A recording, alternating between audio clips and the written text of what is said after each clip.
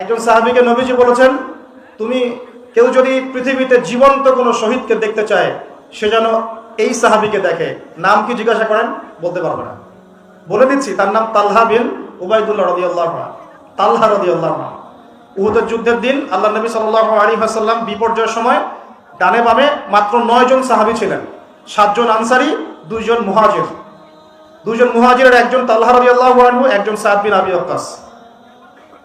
তালহা রাদিয়াল্লাহু আনহু আল্লাহ নবীকে সেভ করার জন্য এদিকে 7 জন একে একে শহীদ হয়েছেন, বাকি 2 জন বেঁচে আছেন। সাদ বিন আবি ওয়াক্কাস, তালহা বিন উবাইদুল্লাহ রাদিয়াল্লাহু আনহু। নবীকে সেভ করার জন্য পিছন দিকে ঘুরে যুদ্ধ করতে হচ্ছে, পিছে এসে তীর লাগছে একটা একটা করে। এগুলো আমরা সব জাস্ট বলতে পারি, আপনারা শুনতে পারেন, কেউ উপলব্ধি করতে পারবো না। রিয়েলাইজ করার ক্ষমতা আমাদেরকে দেওয়া হয়নি এখনো, কারণ আমরা সেই সিচুয়েশন দেখি নাই চোখ দিয়ে। গাজার অবস্থা আমরা দেখি মিডিয়াতে, শুনি পত্রিকায়, পড়ি, উপলব্ধি করার ক্ষমতা আমাদেরকে দেওয়া হয় নাই, কারণ আমরা সেই সিচুয়েশনে পড়ি নাই। আল্লাহ না করুক, যদি পড়ি কখনো, তাহলে বুঝতে পারবো। তো বলা হচ্ছে ওই সাহাবীর শরীরে ওই দিন 50টার বেশি আঘাতের চিহ্ন ছিল। এই অবস্থাতেও তিনি নবী সাল্লাল্লাহু আলাইহি ওয়াসাল্লামকে কাঁধে উঠিয়ে, আল্লাহ নবী কিন্তু রুগ্ন পাতলা মানুষ ছিলেন না, একদম ভালো ফিগারের মানুষ ছিলেন। ওটা আরেকটা আলোচনা, ওটা পরে করবো ইনশাআল্লাহ অন্য একদিন। এই মানুষটাকে তিনি কাঁধে উঠিয়ে উহুদ পাহাড়ের উপর উঠেছেন, তালহা রাদিয়াল্লাহু আনহু। আর আল্লাহ নবী ওই দিন বলেছেন, কেউ যদি জীবন্ত কোনো শহীদকে দেখতে চায় সে তালহাকে দেখো। শহীদ হয়ে গেছে, মাটিতে হেঁটে বেড়াচ্ছে, জীবন্ত শহীদ। আরেকজন সাদ বিন আবি ওয়াক্কাস রাদিয়াল্লাহু আনহু। অন্যান্য সব সাহাবী আল্লাহ নবীকে একটা কথা বলতেন, আমার পিতামাতা আপনার জন্য কুরবান হোক। শুনেছেন না?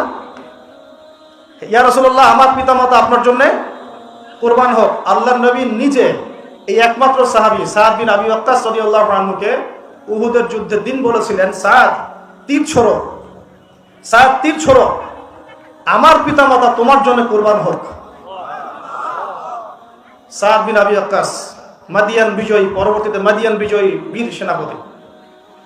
এই জেনারেশনকে আপনাদের এই নামগুলো শোনাতে হয়, চেনাতে হয়, তাহলে কি বুঝতে পারছেন তারা শিক্ষা সিস্টেমে কত পিছিয়ে গেছে, কত দূর চলে গেছে আল্লাহ থেকে, রাসূল থেকে, সাহাবীদের থেকে। যারা মাদ্রাসায় পড়ে তারাই শুধু এগুলো জানে। আর এই টোটাল পপুলেশনের কত পার্সেন্ট মানুষ মাদ্রাসায় পড়ে? অর্ধেক? মোটেও না, আরো কম নিশ্চয়ই। 40%, 30%, হয়তো 20% হবে। আর বিশ্বাস করেন, আমরা দেশ ঘুরে যা বুঝতে পারি যে বাংলাদেশের মোট জনসংখ্যা হয়তো 5 থেকে 10% মানুষ দিন নিয়ে ফিকির করে, বাকিদের কোনো ফিকিরই নাই।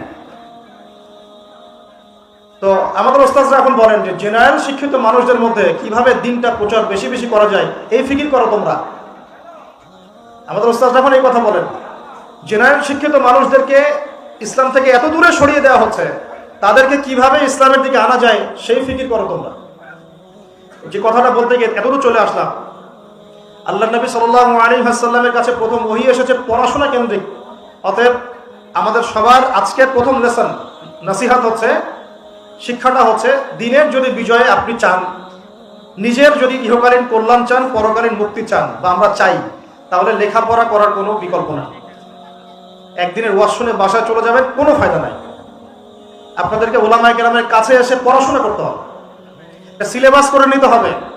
উস্তাদ বা হুজুর, আমি এই পর্যন্ত পড়েছি, আমাকে একটা সহজ সিলেবাস করে দেন, কিভাবে পড়াশোনা করলে আমি দিনের জ্ঞান অর্জন করতে পারবো, একটু দাওয়াতি কাজ করতে পারবো, দিনের কিছু কাজে আসতে পারবো। আর এটা অবশ্যই আলেম লাগবে। উলামায়ে কেরাম ছাড়া একা একা যদি চলতে চান, তাহলে ওই যে অনলাইনের ব্রাদার্স সিস্টার্সদের মতো হয়ে যাবে। ইশারা দিলাম, বুঝে নেন। গরুর লেজ ছাগলের পাছায় লাগাই দিবেন, ছাগলের লেজ গরুর পাছায় লাগাই দিবেন, এই কাজ করেন। কারণ হকপন্থী উলামায়ে কেরামদের সাথে সম্পৃক্ত না থাকলে নিজের বুঝ অনুযায়ী সে চলা শুরু করবে, তখন তার দ্বারা উম্মতের খেদমতের জায়গায় গোমরাহির সুযোগ আছে।